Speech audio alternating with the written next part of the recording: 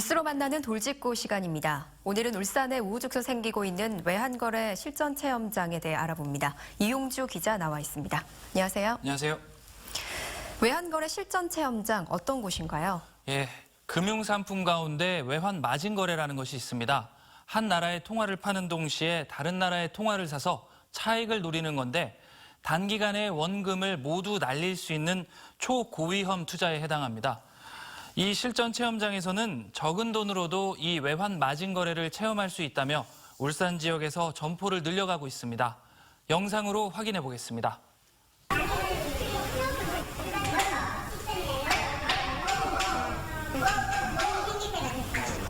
매수와 매도를 외치는 사람들, 시선은 모두 모니터에 고정돼 있습니다. 얼핏 보면 PC방처럼 생긴 이곳은 최근 울산에 급속도로 퍼지고 있는 외환거래 실전 체험장입니다. 실시간 변하고 있는 호주 달러 대비 영국 파운드화의 가치가 오를지 내릴지 골라 한쪽에 돈을 거는 겁니다. 그 많이 금액이 바다리랑 똑같잖아요, 바다리. 끝장. 10분마다 한 번씩 5천 원부터 최대 655만 원을 걸 수 있는데 맞히면 건 돈의 86%를 수익으로 얻고 틀리면 모두 날립니다.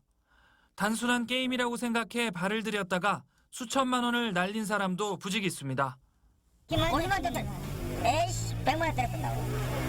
이러면 한순간에 200, 300 그냥 날아가. 한순간에. 사행성 도박과 별반 달라 보이지 않지만 특허를 받은 합법적인 사업이라는 게 회사 측 주장입니다. 5천만 원 넘게 드는 외환 마진 거래 자격을 회사가 사들인 뒤 소액 참가자들에게 사용료를 받고 투자 권리를 빌려주는 자체 투자 기법이라는 겁니다. 영업장이나 홈페이지에서도 정식 금융상품인 것처럼 안내하고 있습니다. 정당한 수익은 우연의 방법이나 사행성에 해당이 안 되기 때문에 형법 247조 도박죄가 해당이 안 된다고 단언합니다. 하지만 금융업계는 시세 추이를 놓고 게임을 하는 단순 도박이라고 말합니다. 진짜 선의의 거래를 하고 계시는 고객들도 그걸로 인해서 피해 볼 수가 있는 상황이거든요. 실제 2011년 금감원에서는 외환거래 체험장을 신종 사행성 투자로 보고 검찰에 고발했는데 법원은 이런 방식을 금융상품으로 볼 수 없고 일종의 게임 내지 도박에 불과할 뿐이라는 판단을 내렸습니다. 이런 가운데 경찰은 현황 파악조차 못하고 있고 금융감독원은 법원이 금융상품이 아니라고 판단한 만큼 자신들의 소관 받기라는 입장입니다. 드릴 수 있는 말씀이 없을 것 같습니다. 책을 마련하고 있는 사안이 아니라서 제 입장을 말씀드리기 어려울 것 같거든요. 네, 이용주 기자도 직접 해봤다면서요? 네, 저도 돈을 따기도 하고 잃기도 했습니다. 체험장에서 가입만 하면 가정집 컴퓨터나 스마트폰으로도 할 수 있는데요. 겉보기에는 복잡해 보이지만 결국 그래프가 올라갈지 내려갈지 고르는 게임 같은 방식입니다.